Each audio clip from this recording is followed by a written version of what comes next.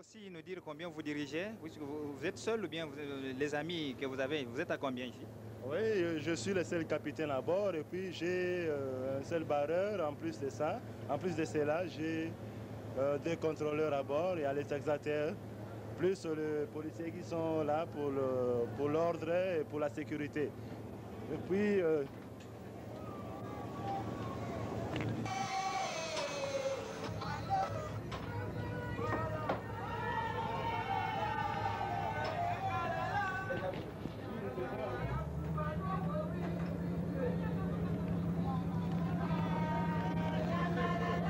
Parti de Brazzaville à 12 h. Voilà, il est exactement 12h20 quand le bateau, dirigé par le capitaine Wembonyama, accoste le Beach Ngobila. Vous voyez à travers notre caméra les fidèles kimbanguistes de la ville de Kinshasa qui attendent avec beaucoup d'impatience le chef spirituel de l'île kimbanguiste, Papa Diangada Kuntima, qui leur arrive après 3 mois environ d'absence. Voilà la Faki à tout casser, dirigée par Madoudou, qui, sous les cris frénétiques, les cris extraordinaires, sont en train de manifester leur joie à l'endroit de l'homme qu'ils chérissent tant. Je parle là de son éminence, Papa Diangada Kuntima, troisième fils de l'envoyé spécial de notre Seigneur Jésus-Christ.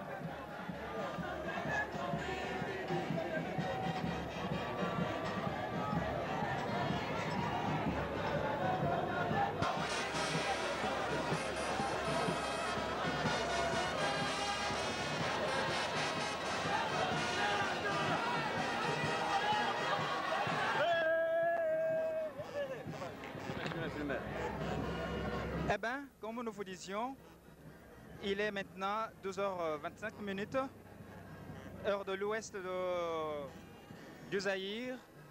Nous sommes maintenant au beach de l'Onatra, après avoir quitté le beach de l'ATC. Voilà les foules, un bain de foule, tous, comme vous voyez, la majorité en vert blanc, l'uniforme de notre église qui symbolise la paix.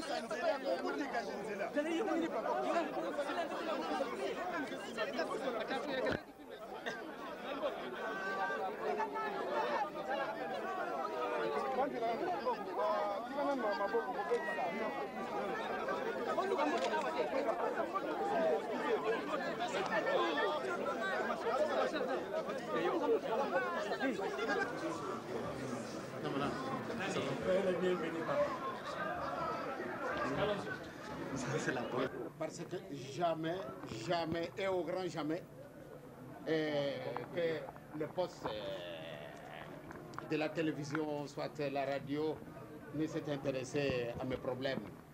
Et aujourd'hui, je pense qu'il doit y avoir quelque chose et qui vous a poussé à ce que vous puissiez me voir. Eh bien, je me mets totalement à votre disposition. Effectivement.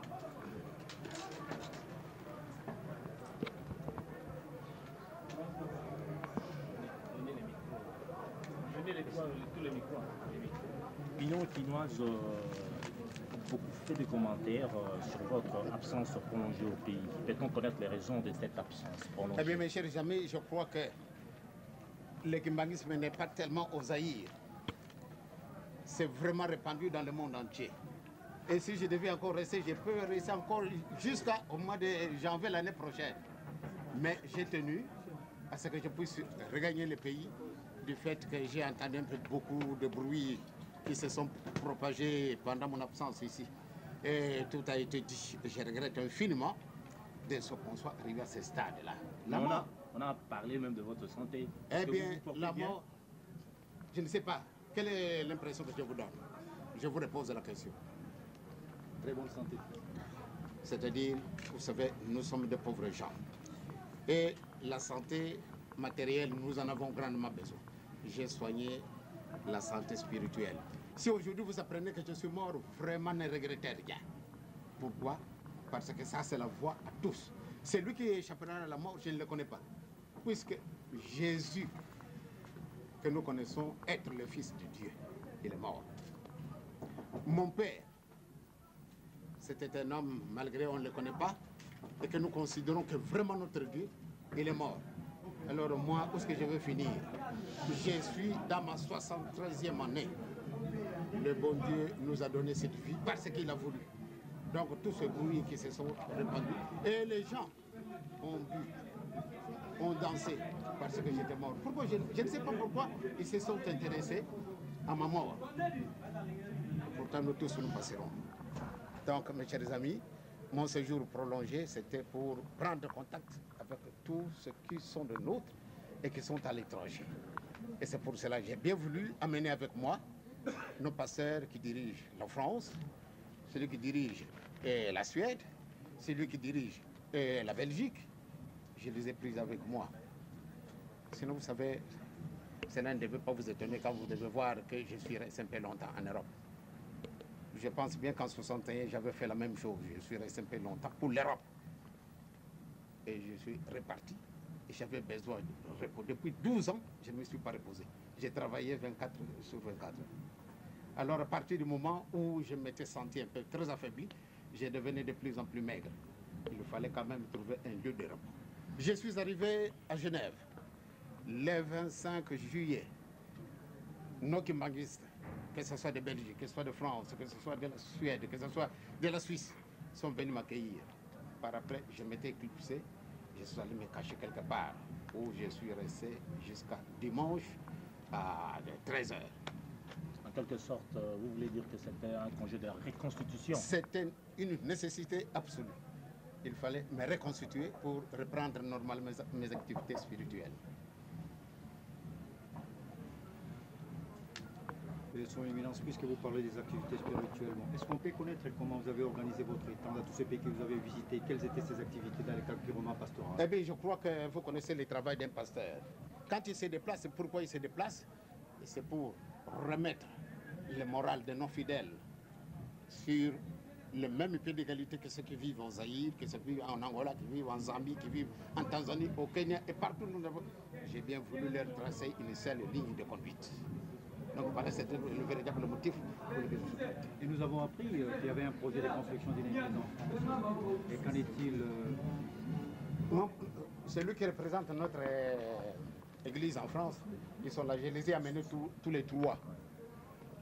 Papa Mawawa, Papa Walembo, et ainsi que le docteur Yefa. Je les ai amenés expressément parce qu'au cas où vous aurez besoin de plus amples renseignements, je pense qu'ils sont capables de vous l'en fournir. Juste quelques mots à propos de cette église, là, parce qu'on a fait trop de bruit dans la presse. Voilà, il fallait un fonds pour construire cette église. Vous savez, mon cher ami, nous autres n'avons pas de vaches mères. Nous essayons de nous débrouiller nous-mêmes. Et en France, que ce soit en Belgique, que ce soit en Angleterre, que ce soit en Hollande ou bien en Suisse même, nous n'avons pas de vaches mères. Et nous avons procédé de la même façon que nous faisons ici. C'est-à-dire nous faisons notre insinsani. Et là-bas, nous avons fait notre insinsani. En présence des autorités, soit françaises, belges, suisses, etc. Donc vous en êtes content? Ah, franchement, je suis satisfait de mon voyage. Son Éminence, l'absence était prolongée de 4 mois. Est-ce que vous avez un message pour vos fidèles de l'église de Kimbanguiste? Je pense que le dimanche, vous avez suivi mon message. De tous les bruits, je sais très bien qu'il y en a qui ont été vraiment agités. Je leur ai amené au calme. Je leur ai demandé à ce qu'ils cherchent par tous les moyens que nous ayons la paix. Sans la paix, nous ne ferons absolument rien. Nous pouvons être instruits, nous pouvons être des savants. Mais aussi longtemps que nous n'avons pas la paix, nous ne ferons absolument rien.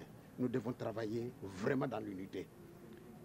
Nous diviser, ce sont les autres qui en profiteront. Nous autres, nous n'aurons absolument rien. C'est pour cela que vraiment j'ai demandé toujours aux fidèles d'être calmes. suivre la conduite de papa. Papa nous a dit depuis le 12 septembre 1921, il nous a demandé, voilà, quand vous avez besoin de n'importe quoi, vous ne devez pas chercher la violence pour en obtenir. Vivez dans la paix avec tout le monde. Et les revendications, vous devez le faire, mais faites-les raisonnablement. Et c'est pour cela que nous avons suivi les pas de papa. Il nous a tracé cette ligne de conduite. Et c'est ça que j'ai toujours prêché partout où je suis passé. Et en Europe, j'ai eu quand même la chance de rencontrer quelques personnalités officielles. Et bien quand je leur ai posé un peu la question de savoir quel est le comportement de nos fidèles impeccables, pour moi c'est la plus grande joie. Quand j'entends les Belges qui nous ont fait souffrir 39 ans où je suis resté prisonnier. Mon frère que j'ai suivi, il a fait 40 ans. Et comme mon frère est né. Mais nous n'avons jamais revendiqué d'une manière violente. Les revendications, nous les faisons. Quand nous trouvons qu'il y a quelque chose d'injustice qui a été commis vis-à-vis de nous, notre réaction, c'est de nous adresser aux autorités qui sont responsables pour qu'ils puissent quand même trouver une solution en ce qui nous concerne. Il ne doit pas y avoir deux poids et deux mesures, mais toujours sans la violence. Donc je pense bien, surtout nous autres, l'homme noir. Mes chers amis, l'homme noir, nous devons nous chercher pour nous découvrir qui sommes-nous. Aussi longtemps que nous n'avons pas cette découverte, mes chers amis, c'est la catastrophe. Alors, Son Éminence, la mort pour nous les Africains, c'est une occasion où les gens sont vraiment dans le malheur. On voit qu'il y a la tristesse. Mais pourquoi à l'annonce de votre mort, vous venez de le reconnaître, les gens ont jubilé, les gens ont dansé? Pourquoi seulement l'annonce de votre mort? Ah ben c'est ça qui doit vous surprendre. Si les gens se sont intéressés, parce que je suis mort, il doit y avoir un antécédent. Mais je ne sais pas lequel. Moi, à ma connaissance, je n'en sais rien. Je n'en veux à personne. Je ne m'attaque à personne. Je vais chez personne. Je suis toujours chez moi. Je suis accueillant. Je reçois n'importe qui et à n'importe quelle heure. S'il y a un problème, matériellement, je ne saurais pas vous aider, mais spirituellement, je sais vous aider. Donc, je ne sais pas pourquoi ils se sont intéressés à ma mort. Réellement, ils ont fait des casses. C'est dans la joie qu'ils ont fait ça. Il doit y avoir un antécédent, mais au lieu de me le dire, ils ne me le disent pas. Sinon, je ne connais absolument rien pour n'importe qui, que ce soit pour Jean, que ce soit pour Paul, que ce soit pour n'importe qui. Je n'en veux à personne. Je ne veux de mal vraiment à personne. Je ne jurie jamais quelqu'un. Et j'ai beaucoup aidé. Depuis 1960, j'ai créé des écoles, malgré ces écoles semblent être encore dans des positions qui semblent être négatives, mais j'avais fait mon possible, parce que, comme je disais, nous n'avons pas de vache mère. Nous devons nous aider nous-mêmes. Donc, heureusement que je suis allé en Europe, j'ai découvert beaucoup de nos anciens élèves, et qui sont des grands docteurs, et qui sont des grands personnages. Pour moi, c'est une joie. Quand ils me disent, papa, c'est grâce à vous. Vous ne me connaissez pas, moi je suis ingénieur à ceci, je suis ingénieur à cela. Et bien pour moi, c'est ma joie d'avoir aidé. J'ai construit des dispensaires. L'hôpital, vous-même, vous le voyez à Kimbansek. Je pense bien que j'ai quand même fait du bien, mais les gens doivent jubiler parce qu'ils apprennent que moi je suis mort. C'est vraiment triste. Mais moi, je suis content. Je suis parti vivant à l'étranger et je suis retourné vivant dans mon pays. Et à la fin de ma vie, le 22 mars 1918, quand j'étais né, on m'appelait un ange. Pourquoi un ange? Même vous, même n'importe qui. Quand un enfant est né, on l'appelle ange. Eh bien, quand j'aurai terminé mon passage ici-bas, je pense bien que je partirai tout haut, tête haute. Pourquoi? Parce que j'ai fait ce qu'il fallait faire pour plaire à mon Dieu qui m'a mis au monde. Donc je partirai aussi de l'autre côté vivant. C'est-à-dire que les gens ne donnent pas une fausse interprétation. Ils vont dire, ah, peut-être tu ne vas pas mourir. Non! Je vais mourir matériellement, même spirituellement, je vais rentrer vraiment dans cette position spirituelle que j'ai longuement préparée. Je suis dans ma 73e année, mais tout le temps que je suis resté en vie, je me suis démené pour plaire à mon Dieu. Et cela ne veut pas dire que je n'ai pas de péché. Mais je me prépare jour et nuit pour essayer de plaire à mon Dieu. Donc quand je vais partir, je vais rentrer vivant tel que je suis venu vivant. S'il vous plaît, maintenant c'est le temps Lingala. Nous avons joué le Lingala ici.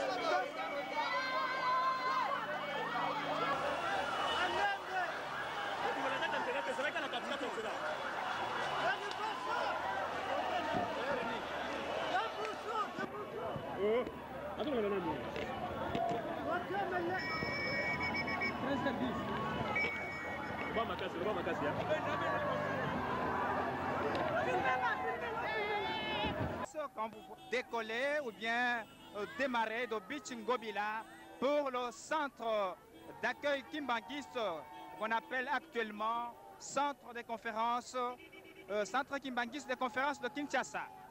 Voilà le cortège qui est majestueux de son éminence, que comme vous le savez, a été absent de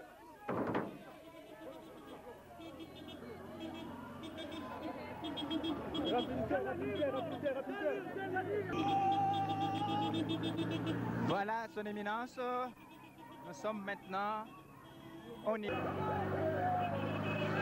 boulevard du 30 juin. Allez, Landa ya makas. Landa mbang, Landa mbang.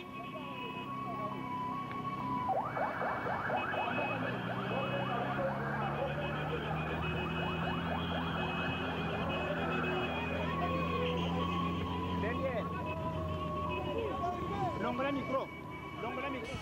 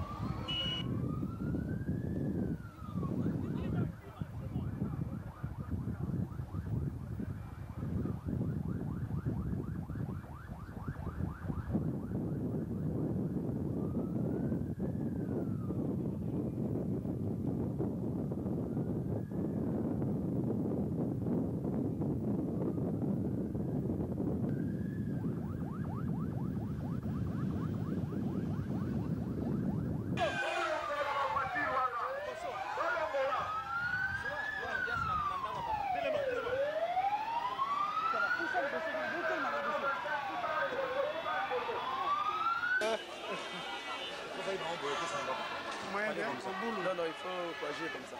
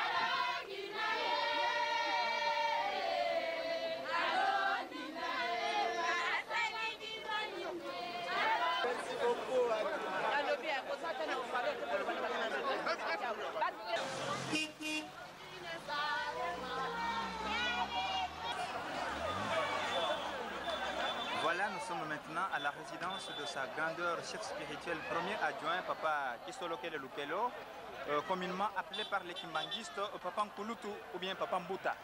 Vous voyez les foules de kimbanguistes qui sont accourus ici à la zone de Gombe, à la résidence de Papa Nkulutu, pour acclamer le numéro 1 de l'église kimbanguiste qui représente Dieu sur cette terre et c'est lui qui vient maintenant rencontrer son grand frère qu'il a laissé, du moins physiquement, voilà de cela 3 mois environ. Alors, d'un moment à l'autre, il y aura un décollage du cortège vers le centre d'accueil kimbanguiste. Le décollage ou bien le cortège qui prendra l'itinéraire de boulevard du 30 juin que nous venons d'emprunter au départ du beach et nous allons prendre le boulevard Kassavubu, de Kassavubu Sayo jusqu'au centre.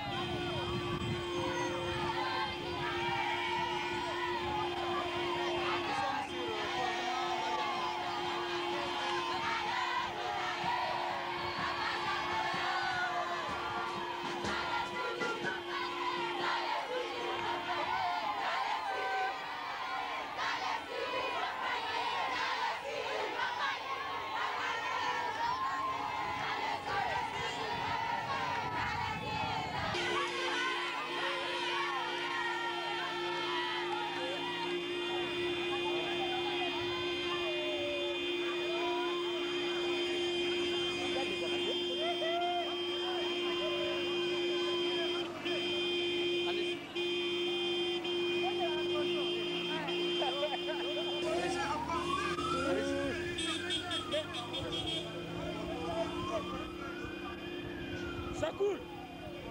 Espace de même 9 millions de ciment.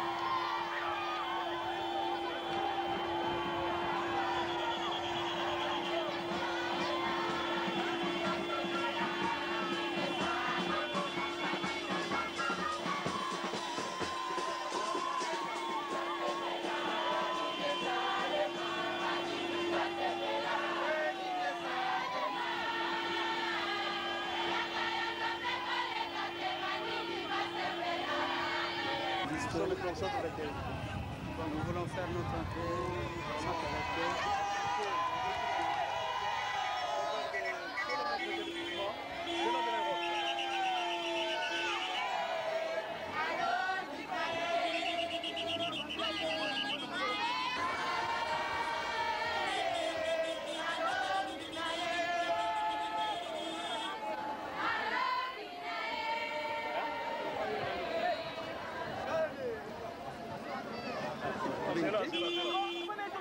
Bonito.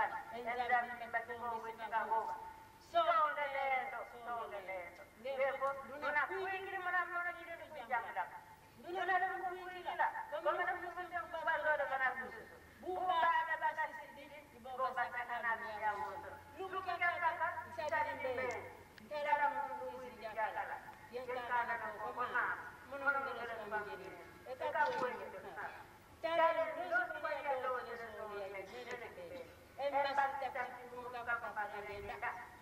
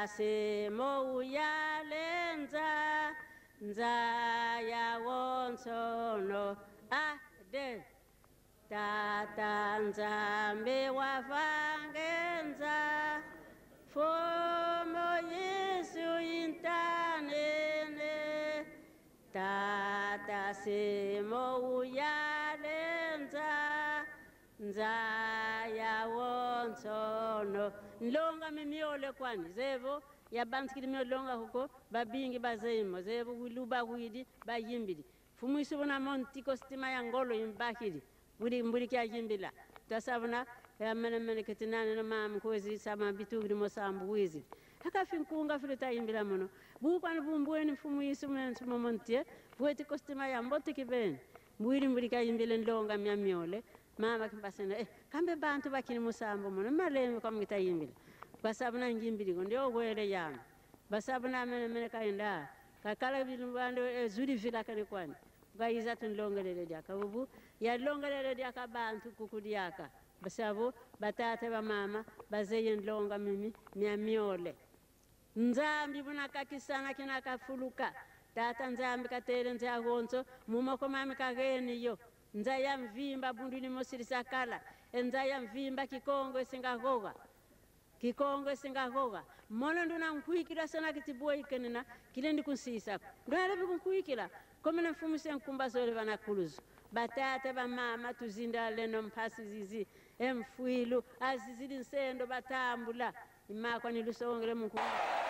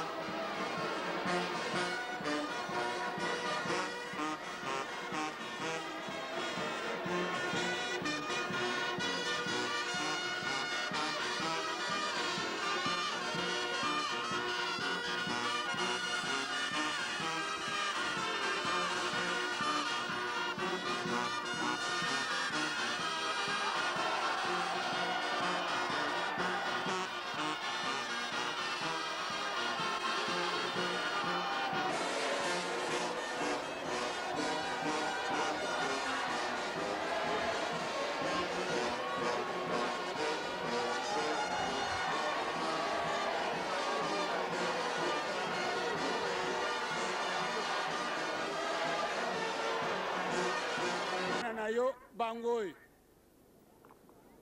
tango to lubanaki na telefone olubaki ato zali kupuya wa ya solo omoni bangwawa on dirait bantu bawuti soko elo on dirait ndoto parce que est-ce que vraiment papa nanzila wapi est-ce que papa zali kuya ya solo donc papa bana nayo bangoi basengi nini yoyi ozali na mas balingi batunda kutunda mukolo wana mpe tokende kaka moko atikala te memaka kabiso banso yango wana tozali na maluba lelo te nde na kimbanzeke mbote tosi topesi mbote deja topesi mbote na nani te tika bana ya papa topesa ba papa na biso mbote na nkumbi ya tata ya mwana mpe ya mulimo sana na nkumbi ya tata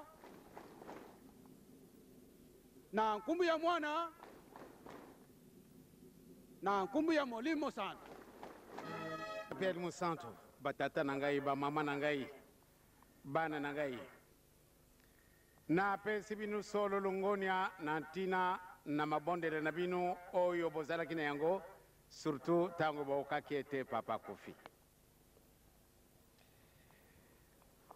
ya solo mingi balibaki na tata hey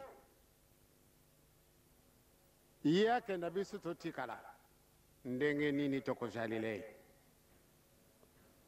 mabondele ndenge na ndenge bopesaki ye mutu na yango akamati mokomoko ndenge bofokamaka ajui bino na televizio na ye ndenge na kolela na bino papa akufi kasi likambo yango ezali na likambo moko kitoko na tongo nalobaki yango na bajournaliste na kamwi ezali mbala ya mundu okenda na putu te tokendaki na putu banda kala kasi lelo namoni bato yonso tu wana baye po ate bapesanga matuna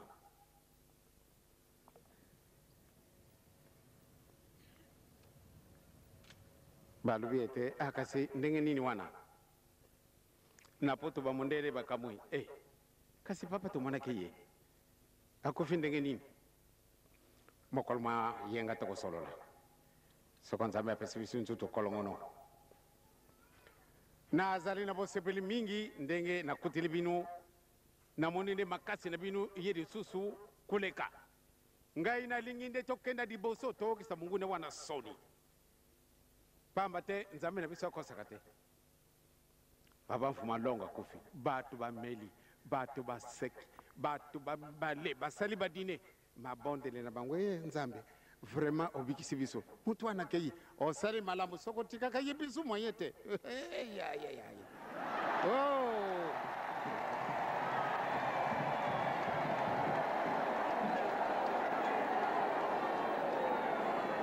nie me ezali na ngai soni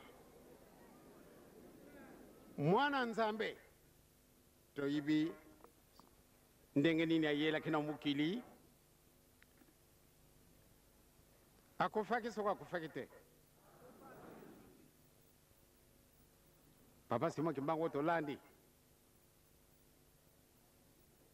akufi soko akufaki te akufaki na ntango oyo nzambe alobaki etango na ngai esi ekoki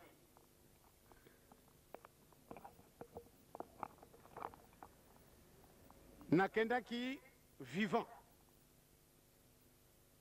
na le 25 juillet le 22 tozalaki na bino awa mokolo oyo gouverneur ayaki le 25 nakendaki ya solo nalobaki te nde naweza kokenda putu nalobi nakei kaka nalobaki soko nalobaki te ta mosusu bokoluka ngai nakendanga ina kunzulu or ke mpuse ezalaki nakenda kobumbana na bangumba moko ezali kuna po ate bato bayeba te esika nga nazali na le 3 sango etamboli papa akufi bato balobi ndenge esengo wana nazwaki telefone ya mwana moko ya mwasi asalaka na poste ntango awoki ye mutima mukuse etikalaka nde mukekaka nde ayamba mutu babunda pamba te mutu wana alobi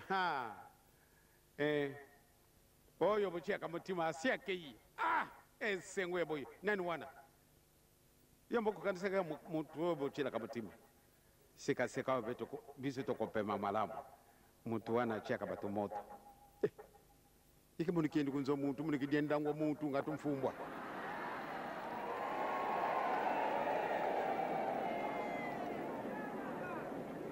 ya solo mokolo wana ezalaki na le 3 octobre et bien na le 4 na tongo tokamati avion tokei na biso na Bruxelles nakenda kokuta kuna bana na biso yonso mawa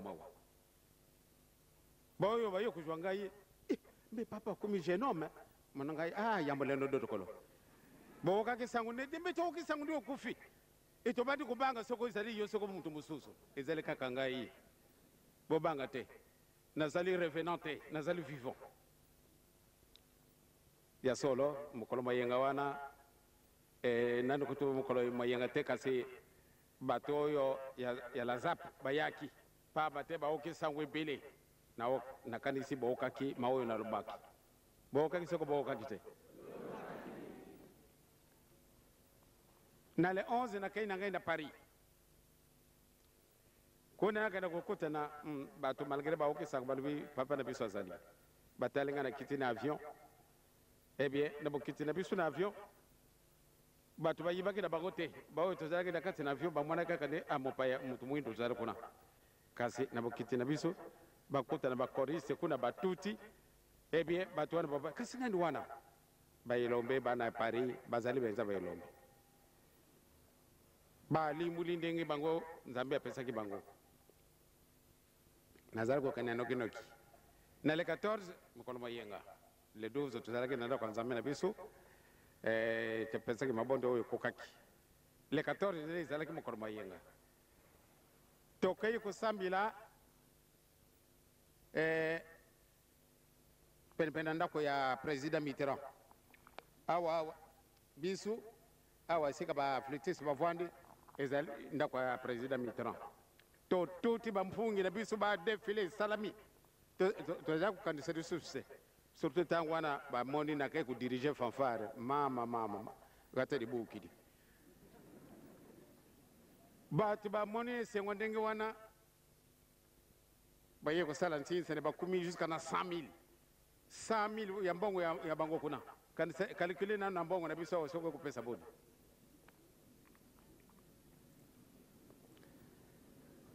batata na bamama tosepela bana basi bakubikula bana mobale bakubuta ngumba na kuti na France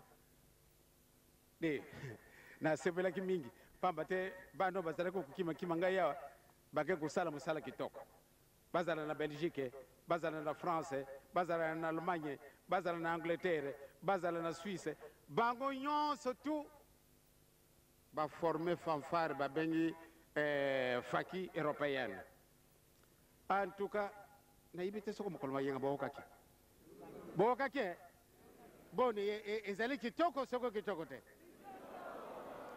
mpamba te bainstrumenta bango ya bango ezali ya nouveau soko batuti awa ayaya ngai moko mpenzana ntui mwangane ale ngai moko nake kodirige fanfare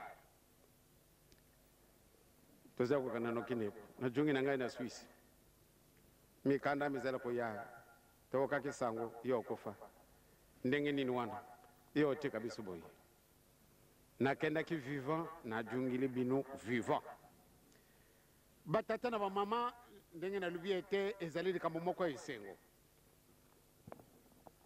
ezali likambo esengo ndenge nini mwana moke ntango akobotamaka bakobengaka ye nani bakobengaka ye nani Angelu c'est-à-dire aza na lisumu te ezali boyo te kasi nsima na mikolo na biso wana se tokozalaka banani wana nde ekomela biso point d'interrogation ngai nakendaki vivant moko tokuyaka wana kati na mokili vivant tozwi njutu tobutami Angelu c'est-à-dire tozali vivant kasi nsima na masumu tokomi bato bakokufa ngai nazali kobongisa mabele oyo pate tozungisa ndenge yango ezalaki na ntango na kala il faut paradis terrestre ejunga bato wana bakobundaka te bato wana bakoswanaka te bato wana bakozalaka na maladi te bato wana bakokumba bampaka te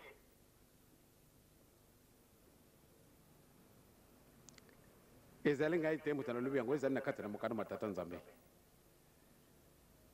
tobongisa paradis terrestre mpo ate mokolo wana ngai soko bowoki ngai nakufi bobanga na binu te papa soko bakenda kutungusa ye wapi bakutungusa ngai soko mokolo wana nakokufa na étranger te c'est-à-dire nakokufa na kati na mokili mwa ngai mokili na ngai yango wapi batata donc bobanga na binu te bato wana basepelaki mingi muntu wango akufi enfin lelo tokoki korespire ekasi nga na etufe mutu wapi nakokendaka na ndako na mutu te nakofinga mwana moke te nakoyiba eloko mutu te kasi mutu ana akufi en tout cas esoka kangi yokuna na kingu isilite oh ngai na kujunga na ngai sika wana bukorona bakubenga ngai esika da tata na ngai na kokenda vivant ce qui veut dire na ya ko batila ka mulimu na ngai nde yezala polele ndenge yango yelaki tozala ke ba bebe lisumu izala ke na bisute est-ce que masuma zana ngai te oh miso na ngai izali lisumu mateo na ngai lisumu mondoko na ngai makanisi maboko makulo makamanso wana makomemisaka biso masumu mais il faut tobunda makasi po ate tujunga vivant esika biso tolongwaki sino kokufa kubanga na bino te tokokufa na biso kaka ngai na kokufa ndenge bato bantu bakokufilaka ndenge mwana nzambe akokufilaka kasi mokolo wana il faut boyiba yango nalingi mpe nakenda kokufila esika baninga wana kusala biso bapasi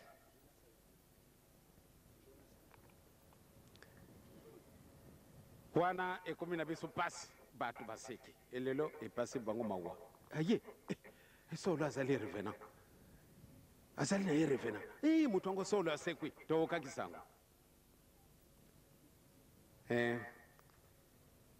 bamama na batata na biso likama na likama ekozalaka na ntango na yango nazali na masolo ebele me napesi bino longonia na mabonde na bino oyo bopesaki ntango wana nazalaki esika kuna masolo mabiso mazali na mokolo mayenga pamba te sikasikawa il faut na préparer lobi na tongo na kai na luanda na kujunga na mokolo mamine soko nzambe alingi mokolo maposa na tongo na bimi na kujunga na simana midi bokoyiba esika nini na kokenda ngai na kubumbaka te dikama na dikambo ikozalaka na tango na yango ngai bamema ngai na bamotari na 18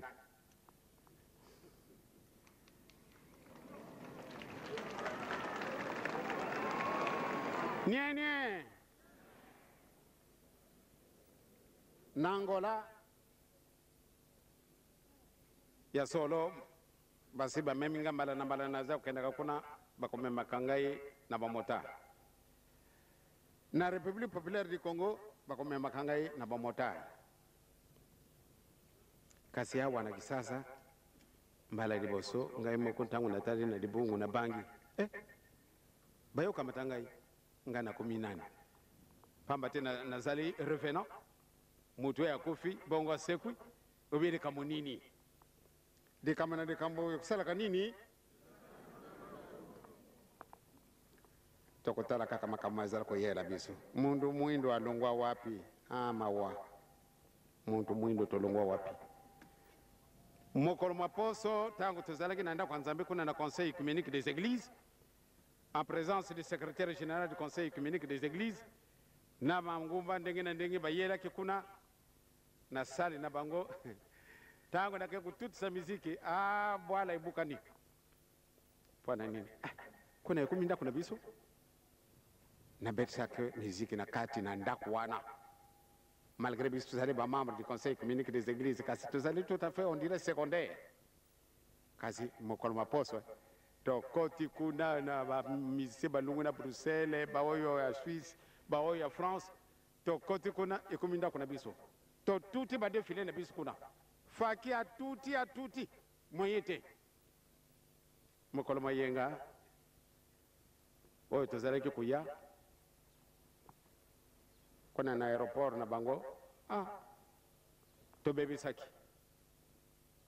ya mabete kasi faki atuti mundele bake kuluka bakamera mpo ate bakoko kufilme baoyo bazalaki ndako penipeni bakei kuzwa bakamera na bango baye kufilme balibili kamonini oyo ebimi na mboka na biso bato mwini baya kutota miziki ya kitoko boye batata na bamama biso tozalaki te ntango wana biso tokumi nanu te me tokumi totali bamisicien na biso bati bango kuna na etage nalandi bango kuna esengo ekamati ngai mpe ale totuti ntango wana bato wana baye kutala biso bamundele balubi Nzambe solo Nzambe azali baya kubetela miziki yabo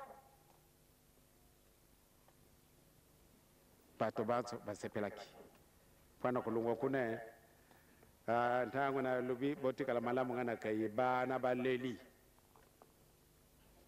bazala kututa ka miziki kansi wapi mai na misu kaka omone ba mususu mwaye kubeta risusu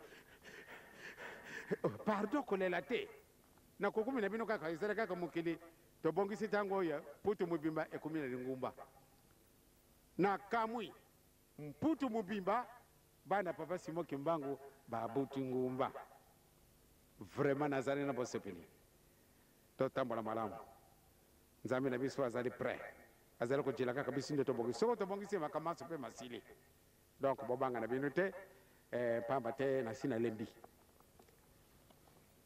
na sina lembi pamba te banda tongo bele musala oyo na Brazzaville le na tongo kuna na nda kwanza mena beti sa music te kansa na dibungu na beti music awa na biso peto beti music awa soko na bandi dususu beti music insato mpeba kile kwa kasi moyo kuduba yango izalite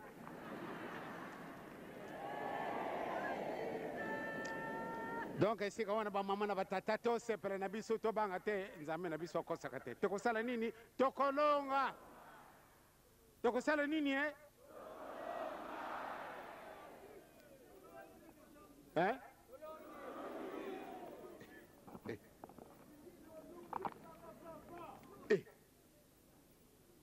ngana lingi de biso ba so to longa te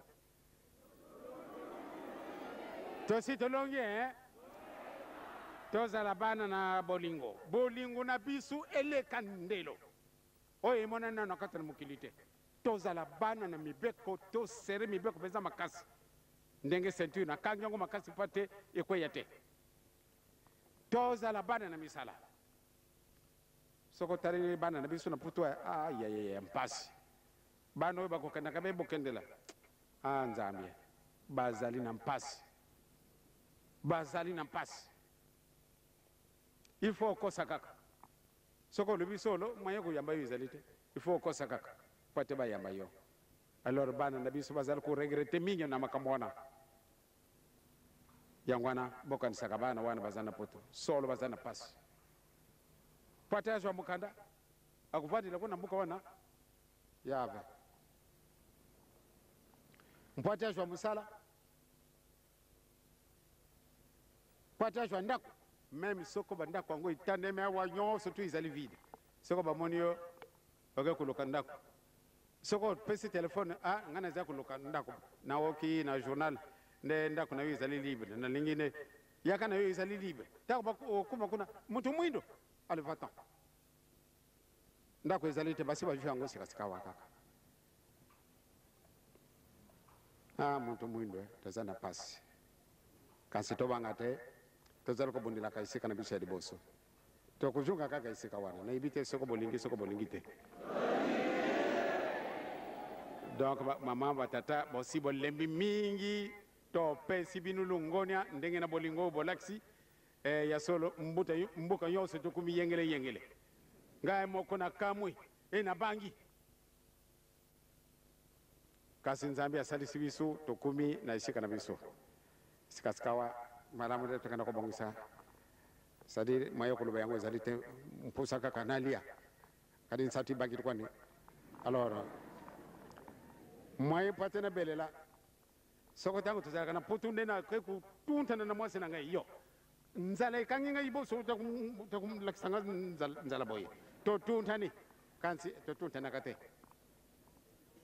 kansi moye ya kosenga liboso biloko ya kolia pamba te mama toye na ye soko balami na bango te tokengi kaka ceinture tosala nini seno bamama batata na apesi bino nyonso tu merci na bakasete oyo toya kotindela bino na message na bino bawokaki soko bawokaki te bato natindelaka message te bazali kaka bana kabine na ngai na secrétariat général bango natindelaki bango kaseti te ntina ezali bobanga na bino te nakanisi na bamason na équipe ya volontaire na biso ba charpentier ba maçon ba peintre na tindaka bango kasetete intina ezali pamba tengana kusolola na bango esika moko lokola na sina ye malgré mikolo na ngai bizali très serré kasi tekuzwa kaka nzira mpo ate tosolola tika te tata nzambe na nkolo yesu mosantu abatela biso na bojongi na bandaku bokende na bino fier le papa akendaki vivant ajungi mpe vivant azali kopréparé toyaki vivant ntango babutaki ngai na le 22 mars 1918 nalingi mpe mokolo oyo nzambe akolinga ete nakufa mokolo wana nakokenda vivant kukufa te c'est-à-dire nzoto nakutikela bino yango nie nzoto nakutikela bino yango kasi mulimu na ngai ake kujunga esika ye alongwaki po ate azala lisusu na mosala na ye tokani nakomi na tata mwana mpe ali mosantu amen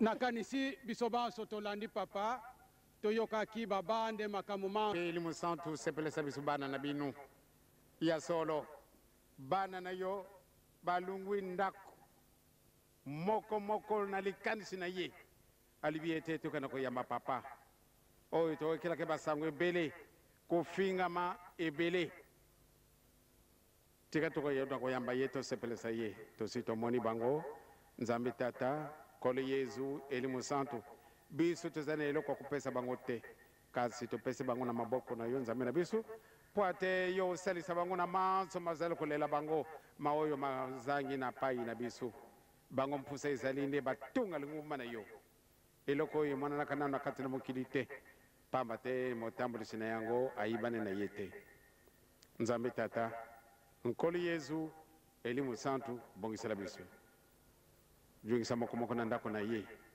elaka topesani ete mokolo mwa yenga tokozala na nkemba nseke fungula biso nzela po ate mana masalama ndenge na bolingo na bino ezali osalaki ojungisi biso mpe na mboka na biso tika te nzutu na biso ezala kolongono milimo na biso kolongono tosala mosala mwa bino ndenge bino bolingaka kimia ezala na nzutu mpe na milimo na biso kimia na kati na mokili mwa biso mwa Zaire tosengi kimia na kati na Afrique tosengi kimia na kati na Europe Amérique Asie na Océanie la guerre du Golfe yomoko ibintina na la guerre wana yomoko okukatarika na tina na masomo na biso yomoko akobongisa tata alakisaki ngai mokolo mosusu ete tala motu wana akobomba mokili eske ntango yango ise ekoki tika tobongisa ndenge tosengeli na kombo na tata mwana mpe ali mosantu amen.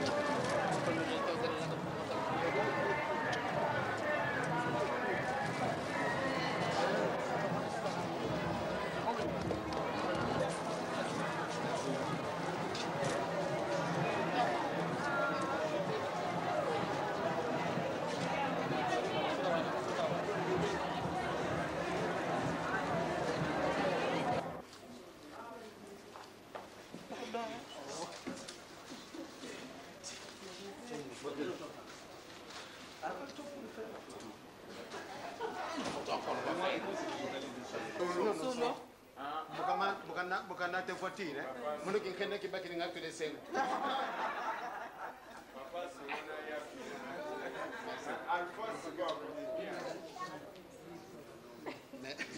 Oyo.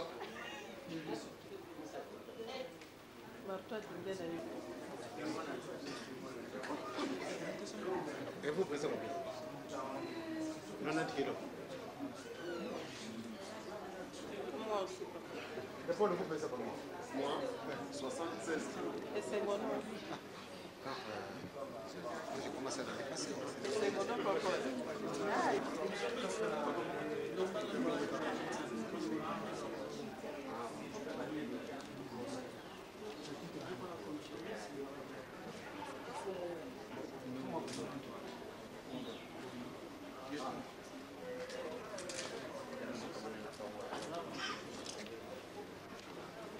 Napesi bino longondo. Bomemi ngai président kitoko nyonso.